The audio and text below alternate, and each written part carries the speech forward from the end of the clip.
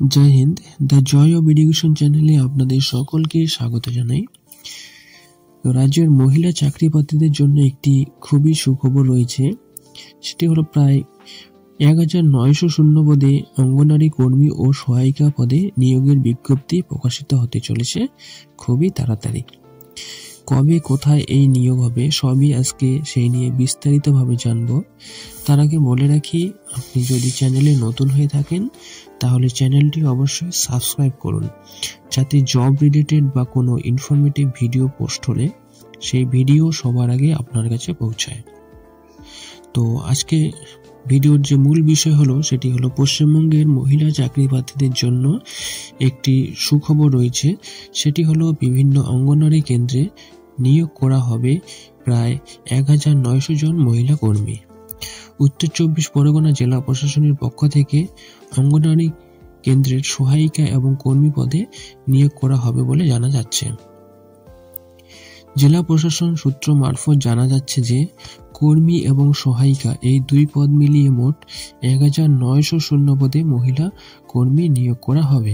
তার মধ্যে 1600 পদে নিয়োগ করা হবে অঙ্গনওয়াড়ি কেন্দ্রের কর্মী এবং অন্যদিকে 300 পদে নিয়োগ করা হবে সহায়িকা পদে। জেলা প্রশাসনের পক্ষ থেকে খুব শীঘ্রই শুরু করা হবে এই নিয়োগ প্রক্রিয়া।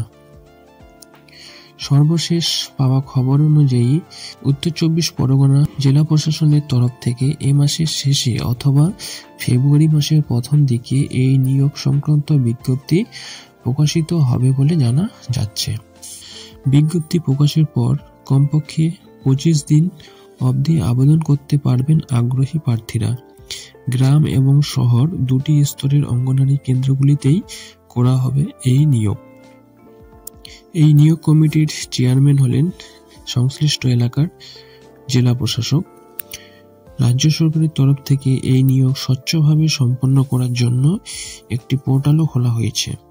তো অফিসিয়াল বিজ্ঞপ্তি প্রকাশ হলেই আপনাদের একটি ভিডিওর মাধ্যমে সমস্ত আপডেট দিয়ে দিব, তাই চ্যানেলটি সাবস্ক্রাইব করে রাখুন যাতে সেই ভিডিও পোস্ট হলে দ্রুত আপনার কাছে পৌঁছায়। তো এরকমই বিভিন্ন রকম জব রিলেটেড এবং ইনফরমেটিভ ভিডিও পাওয়ার জন্য সাথে থাকুন।